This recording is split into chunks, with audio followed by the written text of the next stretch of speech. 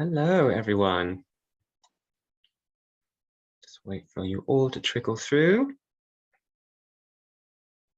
Fabulous. Hello there, and welcome to Camino Masterclasses, where we hear top tips and advice about doing the Camino de Santiago from those that know it best. I'm your host, Freddie Bowen, and I work for Camino Pilgrim at the UK's Camino Association, the Confraternity of St. James, a charity dedicated to providing information and support to anyone interested in the Camino de Santiago. Today is our first route masterclass, and we are starting with the most popular of all Camino routes, the Camino Francés. And we are extremely fortunate to be joined by the author to the most popular English language guidebook to this route, updated every year, including this one, John Brierley. John's guidebooks are used and loved by pilgrims worldwide, not just to the Francés, but also the Portuguese, the Ingles, the Finisterre Muxía circuit, the Invierno, and the Fanabres. John will be taking us through his thoughts on the Camino Francés for roughly the first half of this hour, after which we'll open up for a Q&A session to take us up to the hour mark. For those of you joining us live, you can submit your questions at any time from now, either in chat, and we'll come back to them in the second half, or by using the raise hand button, and we'll get through as many questions as we can. In case we don't have time, we will make sure that we email you an answer. And a recording of today be sent out to all of you afterwards as well. Adding to the expertise in this Zoom room today, we are also blessed to be joined by two other Camino Francés experts, author of Buen Camino, Tips from an American Pilgrim, and If You Stand Here, a pilgrim's tour of the Cathedral at Santiago de Compostela, Anne Bourne, and author of The Spiritual Traveler Spain, a guide to sacred sites and pilgrim routes, and the travel guide Moon Camino de Santiago, Bibi Barami. Welcome both. But for now, I will hand us over to John. John, thank you so much for doing this for us. Can't wait to listen to what you have to say. Hello, everybody. Well, you know, I love my Camino family. It's such an important aspect of my life. We gather from all around the world, from every nation that we know, from every religion and none, from every color, creed. The Camino is such an incredibly eclectic and beautiful forum to meet and to journey together on. And I feel such a privilege to be part of this. And I might say that, you know, I really do see you all as family. I mean, a spiritual family, pilgrimage family. And it's many people write to me saying one of the most powerful aspects of doing the Camino is this feeling of family, you know, almost more than friendship, a real sense of belonging, of community, of comradeship. And that's very powerful for nearly everybody, I think, that who goes on it.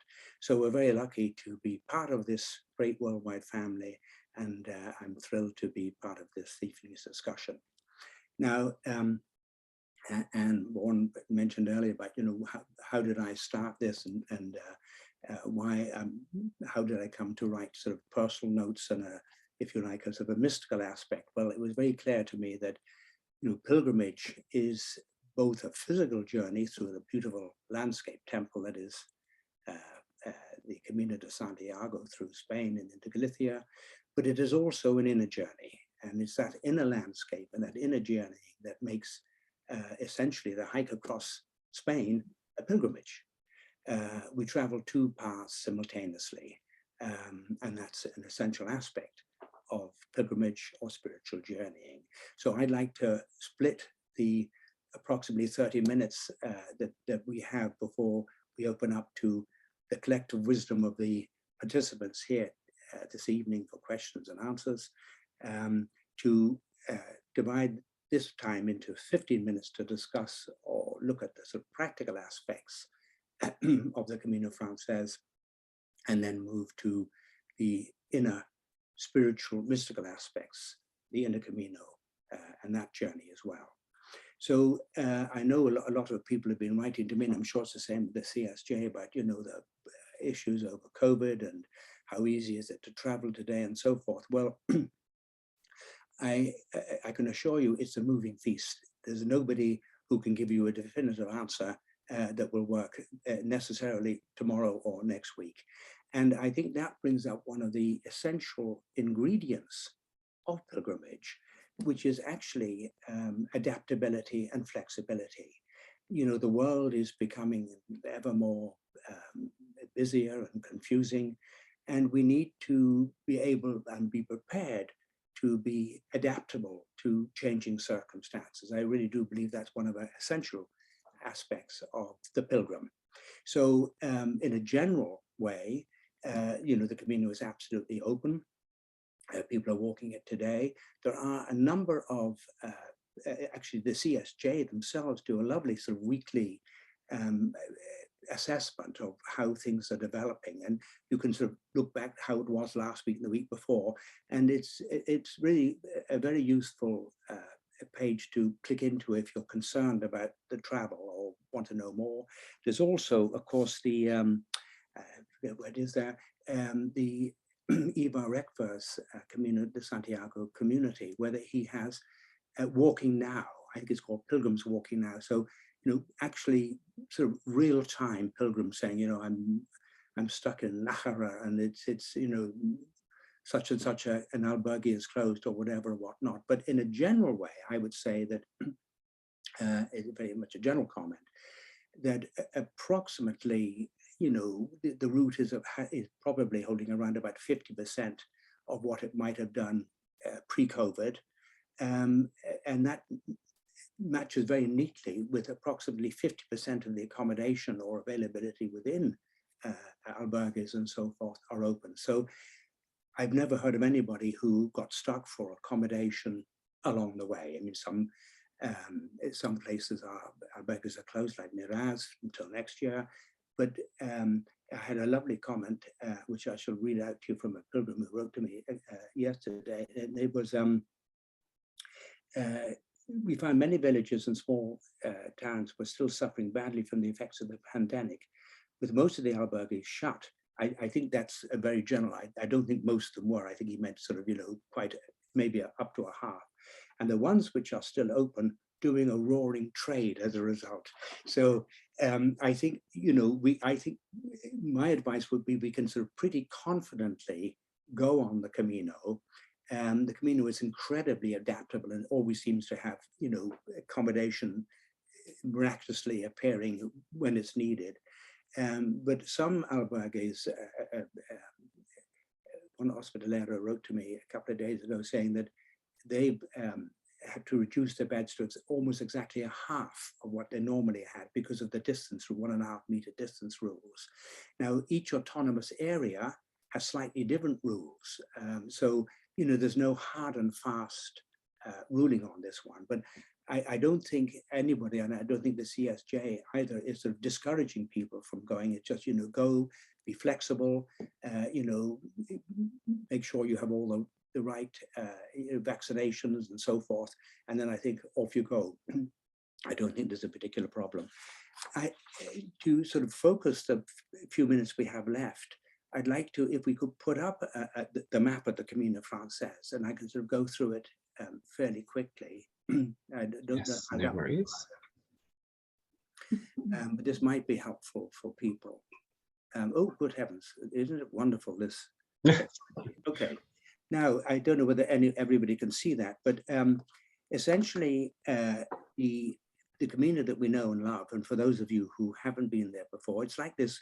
I see it like this sort of great river, but along the river it is joined by various caminos, like the one off Somport Pass, which comes in at just shy of Puente la Reina. So the numbers begin to build. You know, we have about 40,000 starting in Saint Jean in a normal year. We get trickles coming in, and then again from places like Barcelona and places, we get, you know, the routes coming up to join in Logroño. One of the beautiful ones starting in Port de Selva, joins in Jaca, joins the route coming from Arles. So these are all the ones coming in. And then Madrid route joins in at Sahagún. And then we get the routes coming up from the Via de la Plata and going either to Astorga, which quite a few people go on to there, or following the Camino Sanabres and going into the Camino that way. Now, the northern Caminos, as we know, most of them come through and go into Alzua. and then the Camino Primitivo adds a flow in Melilla. And the reason why I wanted to go through this, there is one route, and only one, which takes flow out of the Camino Francés. And that is the Camino de Invierno from Ponferrada. And why it might be interesting to reflect on this, particularly for pilgrims who have walked the Camino Francés before. In Ponferrada, it's 200 kilometers to Santiago. So that's where a lot of bicyclists join the route. And of course, in Sarria, as we know, around 100,000 join the route, just shy of 100,000 actually join it there. So going through along the Camino Francés, we have just shy of 200,000 pilgrims going through Sarria onto Santiago. Now, there is an opportunity, and one that I would really encourage people to look at, experienced pilgrims, pilgrims who, as I say, have done that before, and, you know, have a reasonable sense of direction and so forth. The Camino Invierno in the last full year, I think 70 started in the route in Monforte, and it is stunningly beautiful. You go through the lovely Las Medulas, the largest Roman gold mines, and then you join the River Sil, and all the way you follow the River Sil down the most magnificent the Ribera Sacra, you know, the sacred riverside with the beautiful Mencia wines. It's an incredibly beautiful historic route. It's now very well waymarked. You almost couldn't get lost on it. Now the facilities along the way are still a little limited, but they're there, and they're improving it every year. So you know, if you're on a sort of a more, you know, reflective pilgrimage, and you're concerned about, you know, joining large numbers in Sarria, it might well be worth thinking about the Camino de Invierno. It makes a lovely, you know, opportunity to experience something new, something very sacred. The landscape temple along the river, the Rio Sil, is stunningly beautiful. So I just wanted to point that out as, you know, a possibility. And also, when you go along to take that option, you join the Camino Sanabres running through Orense, just shy of a place called La Line. And so you enter into Santiago across the Rio Sa. It's, you know, it's not a route that many people enter Santiago through. Anyway, I just thought I would give you that little sort of an overview there, and maybe whet your appetite to look at the possibility of branching off in Ponferrada for experienced pilgrims. Now, can we get back to ourselves? Good heavens, I've suddenly got a very large screen. I had something to come up really large, but maybe that's not too daunting. Now, I'd like to now use up this remaining of 10 minutes or so to reflect on the inner Camino, that aspect of the Camino Francés, of all the Caminos, that turns the wonderful trek that we have through the Spanish landscape into a pilgrimage, which is essentially a sacred journey. I always like to think of the pilgrimage on the Caminos as a journey of self-discovery. I mean, I discovered a new self for myself along the way, and it gives us an opportunity to take ourselves out of the familiar and to take time to really reflect on the deeper existential questions of life. You know, who are we? Why did we come here? Where are we going? What's our purpose? What's our sacred contract? You know, we're in these bodies for a very short space of time, and we came with a reason, an inner reason, to be here, to incarnate at this time. And the busyness of modern life gives us so little opportunity to actually reflect on this essential aspect of living here. Certainly it's been my experience and the people who write to me that life is so frenzied, not only in our work life, our family life, our social life. Oh, good heavens. Oh, I don't believe it. Panic. No, we're all right. Of course, I forgot to, hardly anybody ever phones me. I'm an email person. Oh, that's better. Oh, good heavens. No, John, I'm sorry, darling. There we go. I rather hurriedly turned her off. I didn't realize she was there. That was my daughter, one of them. So coming back to, incidentally, that's another wonderful teaching of the Camino, is that it is my belief that once we fall into an acceptance that the Camino is a journey through life, then everything that happens on the Camino brings us a lesson. You know, the phone call that interrupts your flow of thought, it's part of the Camino. Once we come to an acceptance that the Camino is our journey through this life, we can never not be on it.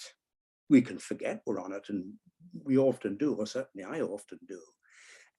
But everything that happens, the phone call that suddenly comes in, the closed albergue and we're tired, everything that happens is asking us to grow. I believe that to be the case. If we're open to have our life be a pilgrimage, be a sacred journey, be a journey of learning, be a journey of self-discovery, then everything that happens on it is part of that journey and awakening. And ever since I accepted that as true for me, my life has become incredibly exciting.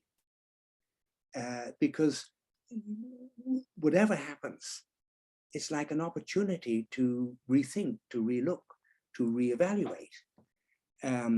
Now, one of the advantages of doing the Camino is that we do it as a collective, that we're walking together.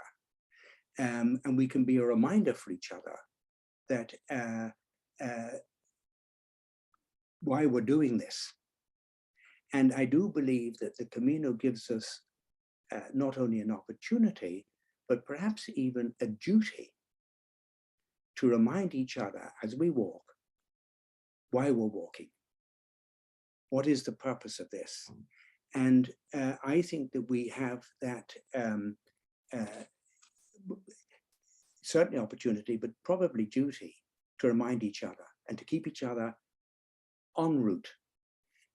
Now, so many people write to me when they've had an experience along the Camino, something has opened up in them, their heart is open, their mind is open, their prejudice is gone, something truly wonderful has happened.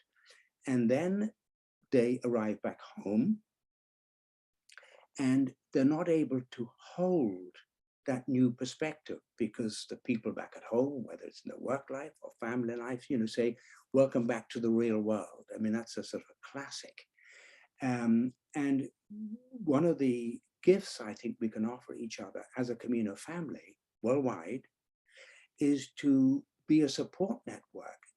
So that when we arrive home back into, if you like, the fast lane or the normal life that we had left to walk the Camino, to remind and encourage us to hold on to any insights that we got on the Camino, because it's very, very easy over a month-long pilgrimage to, after 6 months or 12 months or whatever, to sort of let the efficacy and power of our experiences dissipate. And that's a great pity. And so I think another, if you like, duty that we have, and maybe duty is too strong a word, but certainly a very strong opportunity, is to support each other, to hold on to any new insights or any new direction in our lives and say, no, people might be telling you back at home to, come back to the real world or whatever, but actually, what is the real world? I mean, that's a really important question. Consensus reality, in my view, is completely mad. And more people, and it's only a consensus reality because most people think that way. But there are a growing body of people. We find them all in the, particularly amongst pilgrims, particularly, we're specifically talking here about the Caminos to Santiago, Camino Francés, who really begin, this is often an initial beginning, awakening to another self that we never knew that we had. It's always been there, but we forgot it when we incarnated into this world, or however we want to see that. And that this provides such an incredibly and an essential part of our journey through life. So many people don't get the opportunity to wake up, to really reflect on the existential questions. And those are the real questions. I mean, the Camino, another word for the Camino that I like to use because I believe it is true, it is a path of inquiry. And inquiry has a capital E. In other words, it's inquiring about our essential nature, about the reason why we came here, about those existential questions. They're the real questions that we need to stay with and try and support each other to answer. Not whether we should leave work or go to another job or change partners or change our car. Those, of course, are things that happen in life, and they're part of our journey through life. But the essential questions, they don't answer the essential questions. So I really make not a plea, but I think we should give each other permission, because this is a pilgrimage, that we can talk this way to each other. And in fact, we should talk this way to each other. The practical aspects of the Camino are of course important. What's the weather like? Is it going to be dangerous? Do we need to stay? Do we need to take an alternative route? All those things, of course they are. It's not ignoring the practical, but alongside the practical are these deeper questions of life. And they are, in my view, the essential aspect of walking the Camino. Because when do we get time in our lives to take time out, a block of time? And most of these Caminos are, what time? A few minutes left.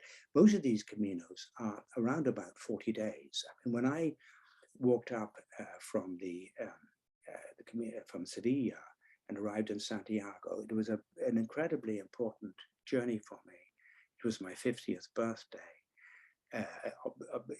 50th year. And when I arrived there, I mean, a major shift and changes had happened to me.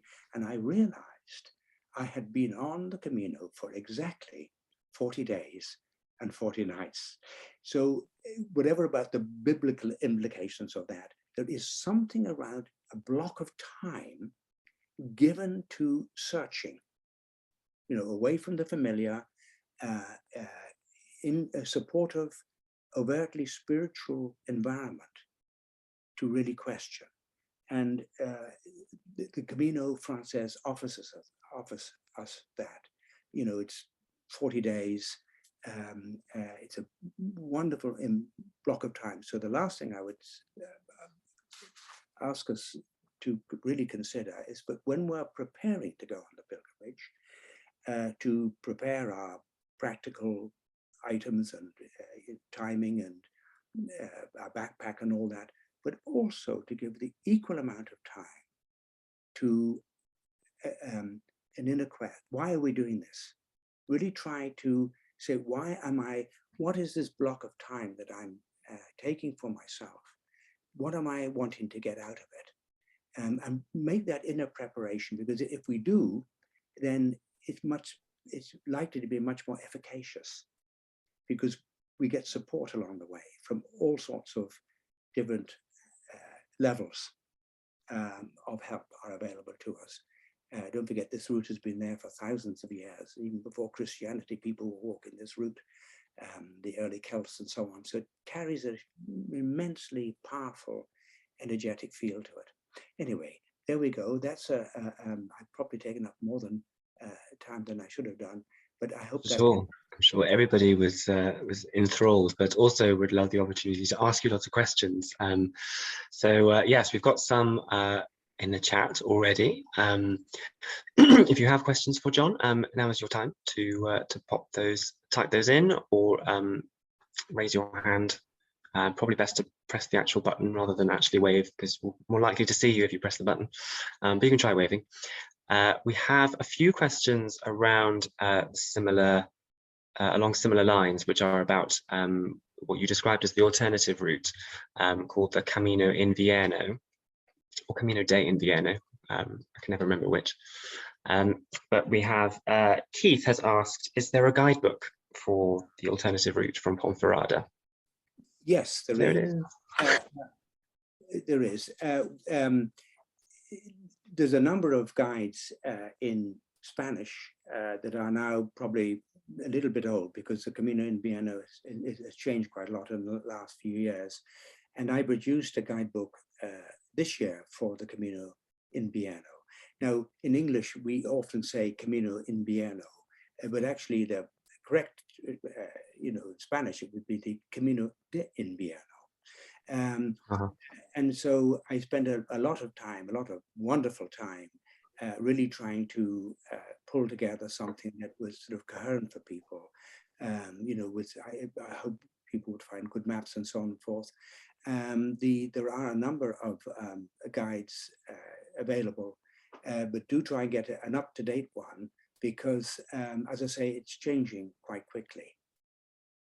If you can see Anne Bourne, Anne, would you mind showing up the guide? This is John Brierley's own guide to the Camino San Andrés, which is the branch of the Via de la Plata that comes up to Santiago via Puebla de Sanabria and Orense, and also the Camino Invierno. It's available from the CSJ shop and other places. Yes, is the short answer to your question, Keith. John B asked what the start and end points were for the Camino Invierno. So it starts in Ponferrada, just before you enter the old city. You will see signs for the Camino de Invierno. And it's very easy to follow, because the first part, you're basically following the river Sil, S-I-L, and it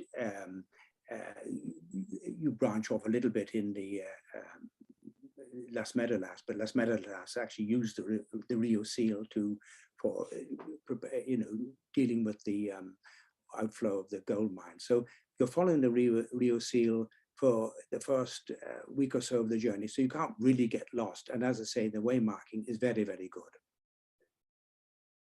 Oh, and the end point, it goes through the 100-kilometer mark, is in a place called Monforte de Lemos. Now, a lot of people start there because it's, if you've only got a week, and then you could start there and still apply, be entitled to your Compostela. And the route joins the Camino San Andrés in just beyond Lalín, L-A-L-I-N, Lalín, which is quite a major sort of town.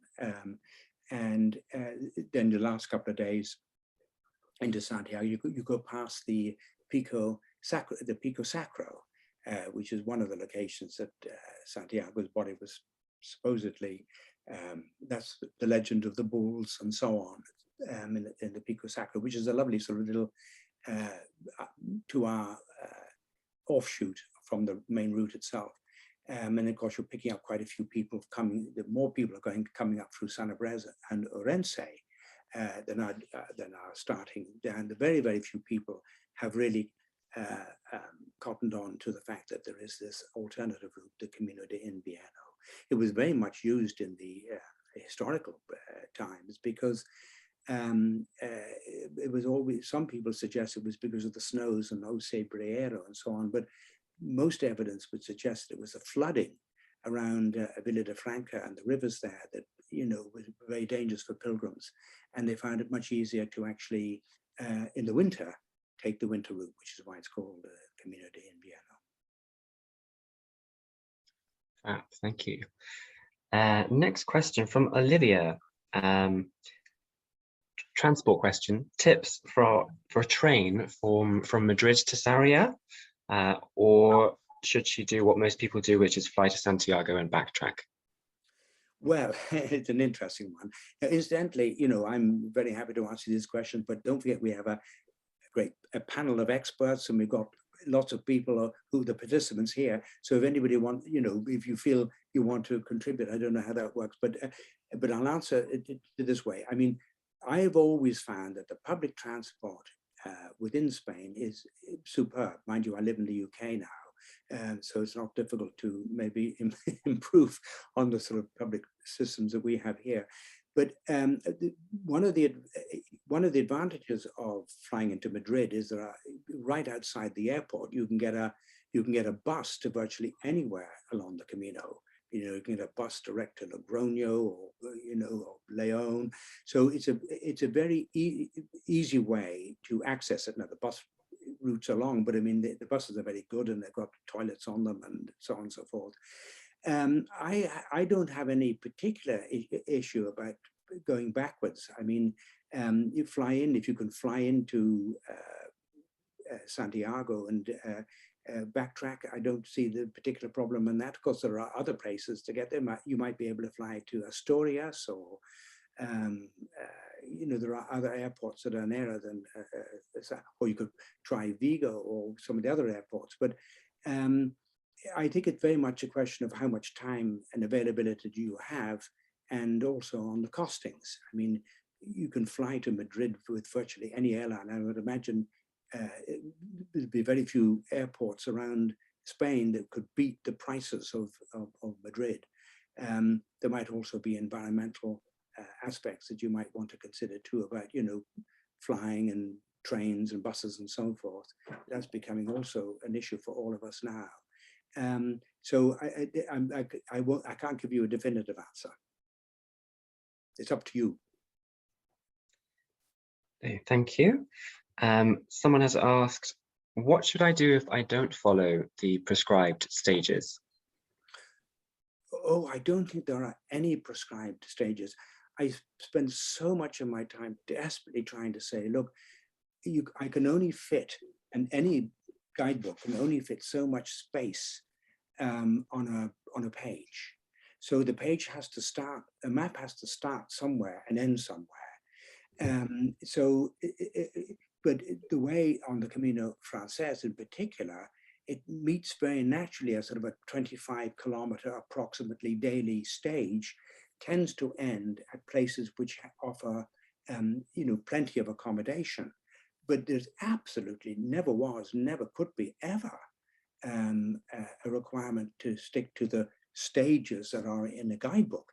I mean, along the Camino Francés is different on some of the other Caminos, but along the Camino Francés, you now have albergues or hotels or hostels probably every 5 kilometers. So stop wherever you want to.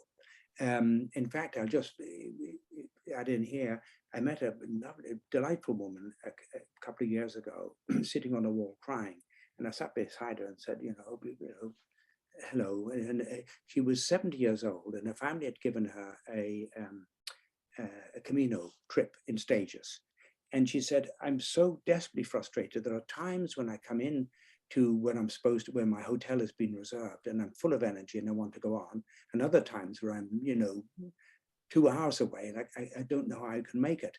And she said, gosh, I just wish I had been, more flexible and open to, whenever my body says this is enough, I'll stop and see what's available. So please don't, nobody should ever feel that there's a stage that we need to stick to. We need to listen to our bodies in particular. And sometimes we might need to, slow down and have a more contemplative day or whatever. So there's no such thing in my book as a stage.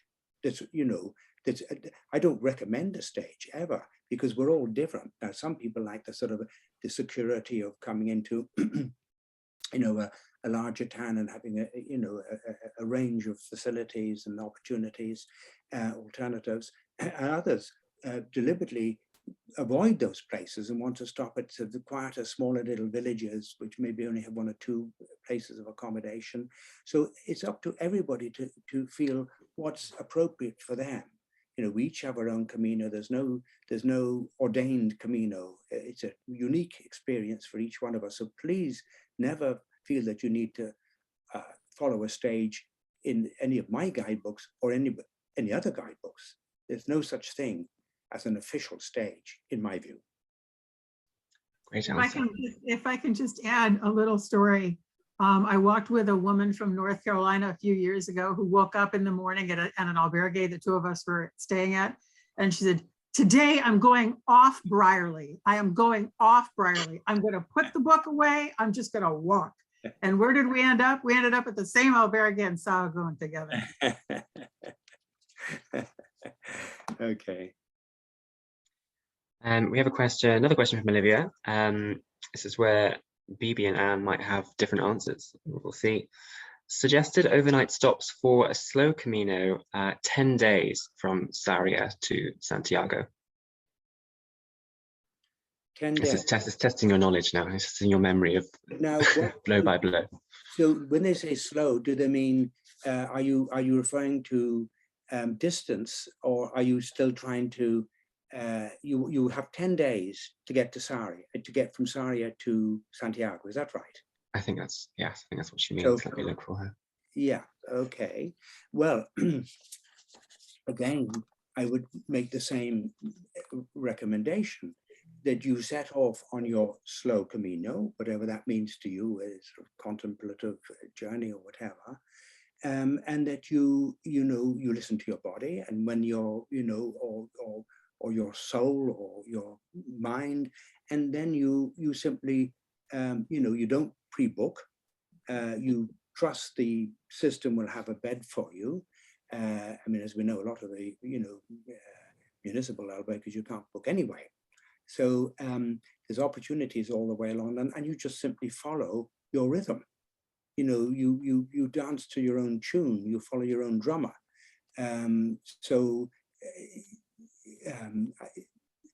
That's what I'm urging everybody, all of us to do, is to listen to ourselves and simply follow that, and trust that when we arrive at wherever we arrive at, that we feel this is the right place to stop, that we will find a bed there.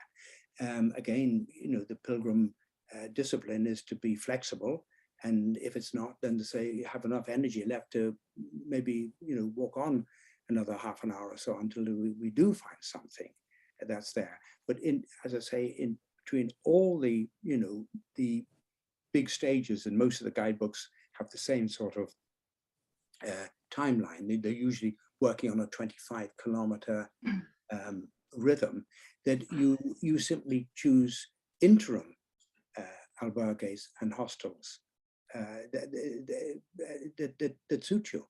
If you want smaller villages or bigger towns, follow your heart. Annie, Santiago 13, did you have something to say on that? Yes, I take groups on the Camino every year and have for many, many years. And I did a slow Camino one year. It was 2018, and we did stop in some very nice places. And I can put the link to my blog up here if anybody wants to just read that and take a look at those stops. That's okay. Yeah. We just start there and then press newer as you get to the bottom of it and follow those stops. But it was really a lot of fun. We actually used Brierley. I love Brierley's book, and we walked about half stages, and it was really quite nice. I had one lady who really had a difficult time walking, so sometimes we even walked less than half stages. So, but there are some nice stops on there if someone wants to follow that. Great, that's very useful. Thank you. Bibi, did you have something to say? Yeah, I just wanted to really reinforce what John was saying, that the beauty of any Camino can be, really following where your body and your spirit guides you to go. And it's wonderful with the intention of a slow Camino that can be really forefronted to just really go and explore where you're called to, and take your time and see more. And that space from Sarria to Santiago de Compostela has a lot of places where you can really stop, like the Castro Mayor, and take a detour to Vilar de Doñas. So I just really encourage it. And I think as John was saying, go where you're called to go and stop where you're called to stop, because you will always find a bed. If I could add to that, thank you for that reflection, is that, not all guidebooks, but some guidebooks give you constantly alternatives. I mean, one of the things that most freaks the pilgrim is coming to an official Mahone that's got an arrow going in 2 different directions, and no information as to, what each one brings you. And that terrifies people, a lot of people, especially, people who aren't hikers per se. But I really encourage people at every stage, whether it's the last stages or anywhere along the Camino Francés, to really look at some of the wonderful alternative routes that there are available, and to really, read up about them and put them into your itinerary, especially useful if you're walking with, say, you're in a partnership, there's maybe 2 of you walking. It's lovely to come to a place and agree, well, look, why don't you take the alternative route? I'll go this route, and we'll meet up at the end of the day, and then we have, new experiences to share. How was it to be on our own? So I really, really encourage people to look at, and also some of the detours that are available, because there's some wonderful detours, to historical places, and just mention the Vilar de Donis, maybe did, and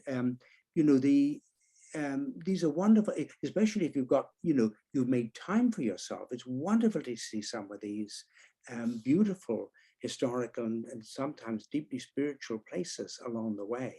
We don't just need to follow, the official route.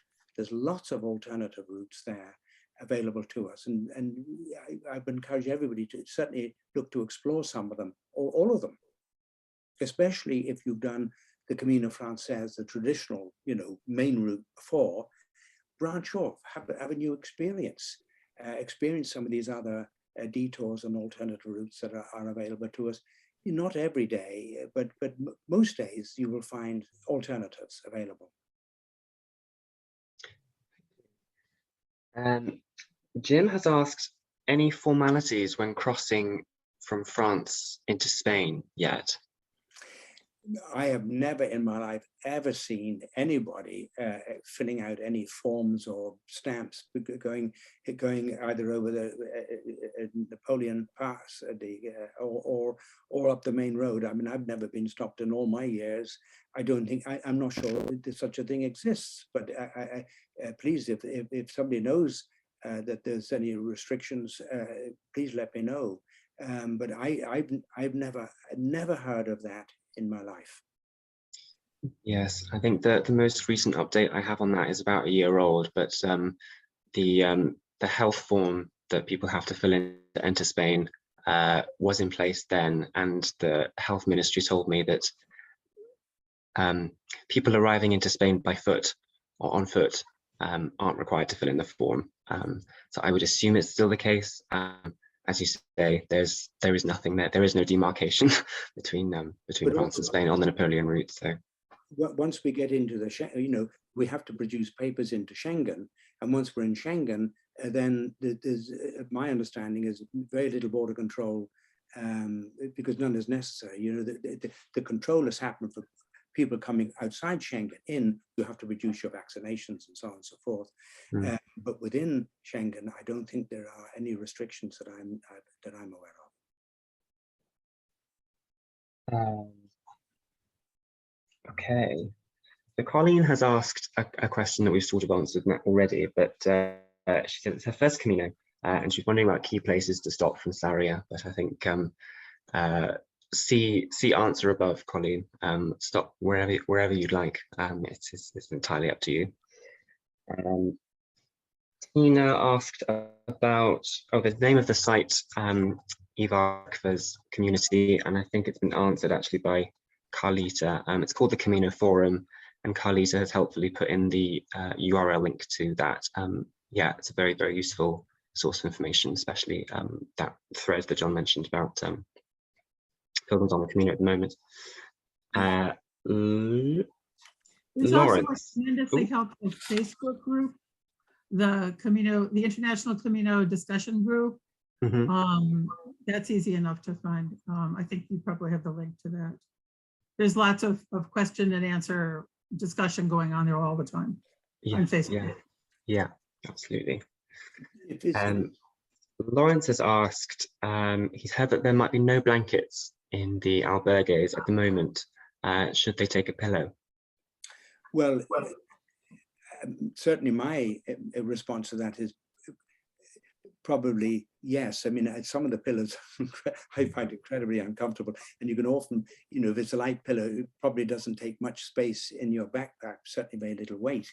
What I always carry is some sort of usually silk, case for a pillow. But of course, then you can pack into a pillowcase, jumpers or clothes or whatever, and make your own pillow. So you maybe don't need to necessarily carry a pillow, but a pillowcase would be useful. And most of us usually have enough soft materials to pack in there, towels or one thing and another, to make a pillow out of it. That would be a suggestion.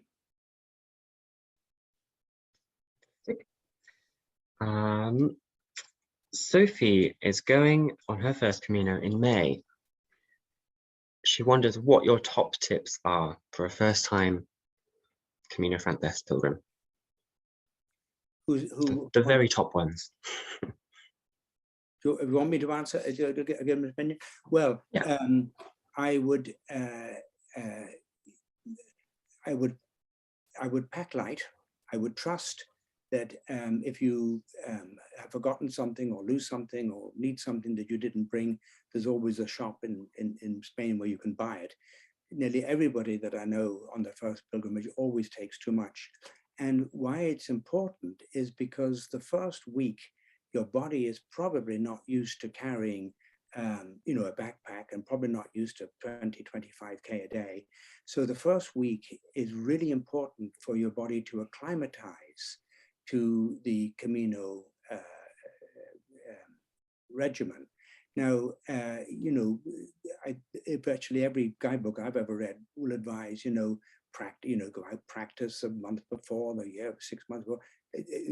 I never knew anybody who did. I mean, or very, very few. So most people, arrive at the Camino, with their physical and spiritual muscles pretty tired. So it's really, really important on your first week to really follow what your body is telling you. Don't try and go beyond, where it says it's reached a limit, because that's where so many of the injuries happen in the first week. People push themselves, and then they get blisters, and then they get. One of my first Caminos, I didn't heed anybody's advice. Well, I hadn't written a guidebook at that stage. This is over 25 years ago, and there wasn't much advice around. But I arrived in Logroño to find that one of Spain's largest foot hospitals is based there. And I arrived with a stress fracture because I'd gone too fast, too far, trying to sort of keep up with a friend I'd made along the way, who sort of encouraged me to keep going beyond where I was, my body was comfortable with. And I was given the opportunity to either go home or to, wait under medical supervision to see whether the stress fracture would calm down enough for me to walk on slowly. So really, on that first week, listen to your body. Never let anybody encourage you to go more than you need, and try as much as you can to really limit what you put in your backpack, because every extra pound you put in there has to go through your hips and through your knees and into your feet. So trust that you, if you're thinking, will I take this extra something or that? Probably don't. It depends a little bit on the time of year. I mean, if it's in the winter, you obviously you're going to have to prepare yourself a little bit better than if you're tackling it in the summer. But try and really on that particularly that first week, to keep that backpack light. That's my advice. BB, Anne, what would you say your top tips are for a first timer? Absolutely. I always tell people not to listen to anybody who is really adamant about something. I mean, I get a lot of, everybody says you have to wear merino socks, wool socks, and I hate them. So I wear stretchy cotton socks. And then everybody goes, oh my God, you can't wear cotton socks. And I go, oh, but I like them. So don't listen to people so much that you ignore what yourself is telling you. You know, I broke in those merino socks and my feet were miserable. I was miserable, and I thought, but I'm doing it. No, I'm happy in cotton. It's you know, that's just an example, but I think what John said is absolutely right. Yeah, I agree. Absolutely. Keep your pack light and make sure your shoes really fit well long before you set out on the Camino. And listen to your own instinct and your own wisdom, your own body. I think most of the injuries that I've heard of that have occurred with pilgrims comes from trying to keep up with the Camino family they made when they first started. And that's a hard one. But even there, listen to your own wisdom in your body. Mary, is that a hand? Just spotted you. Just unmute yourself. There you go. Hi. Firstly, John, I'd just like to say I'm delighted to meet you because I've walked thousands of miles and lots of Caminos clutching your book, and they've been amazing. So what I really want to say is that I agree with you about, you know, carrying things very lightly, but there are some people who, in order to do the Camino, are not able to carry their own backpacks. And there are organizations now which will carry your luggage for you. However, if you do that, you have to know where you're going to stop that night. And therefore it makes it much more difficult just to walk and think, oh, I've had enough, I'm going to stop here. Or I'm feeling really great, I'm going to walk on, because your luggage is where you asked it to be left. So that's just something to keep in mind. Thank you. Yeah, thank you. And Annie, we have a hand from you again. Hi. Yeah, hi. So I agree with everything everyone else has said about top tips. My other top tip would be, don't go out and buy everything at REI or at your sporting goods store. Use what's in your closet. You don't need special clothing. You really don't need a lot of special clothing. No matter what season you're going, layer your clothes, and you don't have to break the bank to walk the Camino. I've seen people walking the Camino in cowboy boots. Shoes are really important, don't get me wrong, but everyone is different. I mean, I have my favorites, but everybody has their favorites. But don't go out. You know, I think the most important purchases are your shoes and your pack. They both have to fit really well. But other than that, use what's in your closet. That would be my top advice, attached to the end of what the other ladies and John have said, because those are all important too. That's Okay, thank you very much. Right, we have just over 5 minutes left, so we'll try and get through as many of these as we can. We've got a couple of questions about Celtic pilgrimage to Santiago that you mentioned briefly, John. They're just wondering sort of what kind of about more information on that, really. Yes. Well, you know, I've spent quite a bit of time with the Irish Friends of the Camino, and they've established what happened was what spearheaded this was some years ago, a wonderful woman who loves the Camino, and she became head of tourism in A Coruña. And she realized that A Coruña was only 87 kilometers from Santiago, so therefore nobody really walked from A Coruña, because most people are looking for a Compostela or some sort of a finale or acknowledgement. So she worked with a team of people, and over the years, we produced, the cathedral finally agreed a most wonderful thing, which was that anybody who walks the additional, day, were 25 kilometers in the country of their origin, can add it on to the distance from A Coruña and be entitled to have their 100 kilometers in the title of the Camino. Now, what this does, the Compostela, it broadens out the Camino beyond the boundaries of Spain and Galicia. So Ireland then produced a lovely, what they call a Celtic Camino along the Sacred Mountain there in Mayo. And people walk that, they get a certificate for that they then bring to A Coruña, and then that's added on to their certification when they arrive at Santiago. So that's produced a whole lot of sort of this new sort of Celtic add-on. I mean, of course, it happens also in the UK because the British Pilgrim Trust also has the same sort of arrangement and understanding, and they also certify walks within the UK. But most of it has felt a sort of more like a sort of a Celtic situation where the Irish have really adopted this idea and of course included it into the Camino Inglés, which is loosely also called the Celtic Camino. You know, it's becoming often referred to as the Celtic Camino.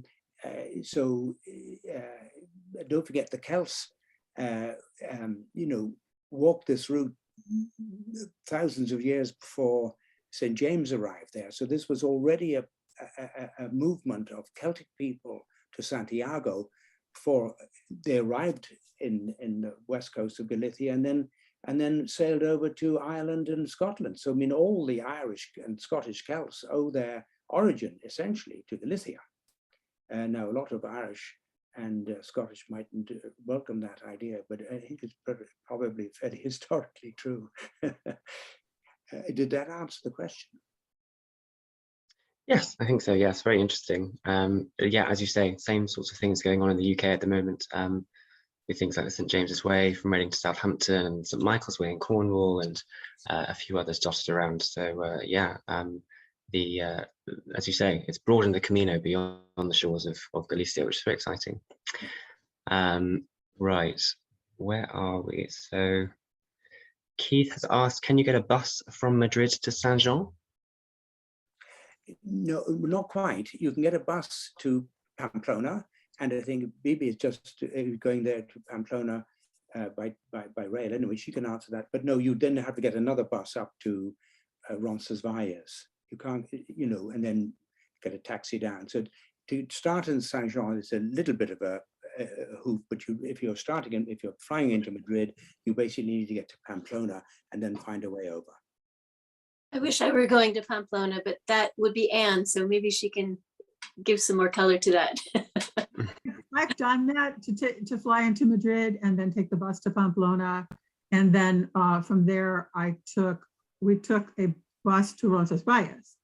But getting to Saint-Jean, you can also fly into Paris and take the train to Bayonne and transfer there to Saint-Jean. There are many different ways to get there. So I always recommend that people use the app Rome to Rio. It's Rome, the town, the number 2 RIO, and it'll give you every possible conceivable way to get from point A to point B anywhere. Like if I just want to go from my hometown to the supermarket, I can use Rome to Rio. And Anne, you're about to go to Pamplona this week, aren't you? So how are you going this time? I'm flying into Madrid and taking the train to Pamplona. And then I'm going to walk from Pamplona. Cool. Yes, a link has just been shared again by Carlita. Thanks, Carlita. Lovely. Okay. Jim has asked, do you recommend booking ahead? If that question is directed to me, you know, there's 2 answers, and it depends on who it's directed to. I mean, you know, it depends how much we want to trust the process. And most of us, probably the vast majority of us, don't trust the process in the sense that we're not confident, particularly in the early stages of, picking up accommodation. So most of us, in my understanding, will book in advance. And then once we've got into maybe the first week booking ahead or whatever we do, until eventually the confidence builds and we realize that actually we don't need to book ahead. And several people here have mentioned how if you book ahead, You know, that's where your luggage goes, and that's where you've got to go. So there are definite disadvantages about booking ahead, and there are great advantages about not booking ahead, because that also helps to develop that trust muscle, which is an essential aspect of the pilgrim. How much do we trust that life will give us what we need, and show us where we need to go? So it really is a question of sort of different levels and attitudes, and there's no hard answer to that. There are advantages both ways, but I like it when I trust myself and just head off.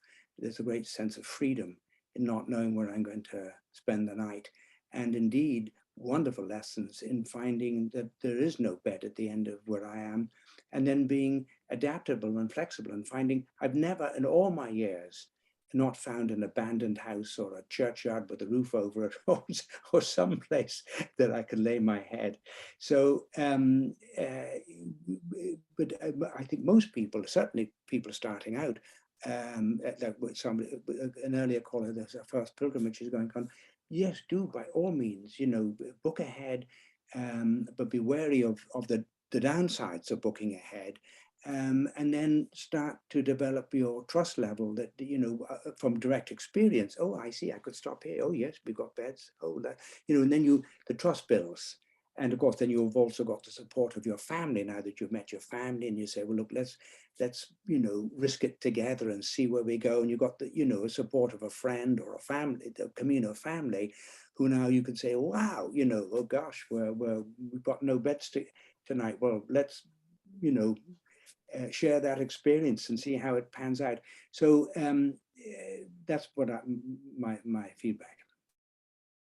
Yeah, thank you. Someone has asked, I'm not on any social media. How do I access information on the Camino Francés? We've had a lot of really useful links being shared, not specifically social media links, but general websites. So what I might do is collate them all together, and I'll send that out to everyone here tomorrow along with the recording, because I think there's some really useful stuff there. And then this might be the last question. It's a question about COVID testing options to return to the USA. Home test versus getting a test at a lab. Is there a lab in Santiago de Compostela? I think there's nodding heads. There is a lab. I think there are several. Who wants to answer that? Bibi? I did that in July. Yeah, I did that in July at a lab in Santiago. I just made an appointment ahead of time, and it was just easy. Yeah. And that's the key, is to make it ahead of time, so you're not scurrying at the last minute. Yes, just do a quick Google search, to be honest, of clinics in Santiago that you can get your test from, and then just make an appointment. And yeah, it should be that easy. Right, we may have done it, guys. We might have answered all of the questions. If we didn't, I will go back through them and email you an answer if we didn't get time to today. But it is past the hour, so that is all we have time for today. Thank you so much for joining us. I hope it's been useful. And of course, a huge thank you to Anne, Bibi, and Mr. John Brierley for your time and your wisdom.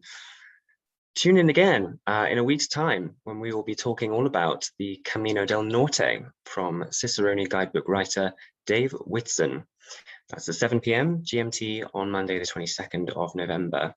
You can sign up for this now at our website at caminopilgrim.org/events.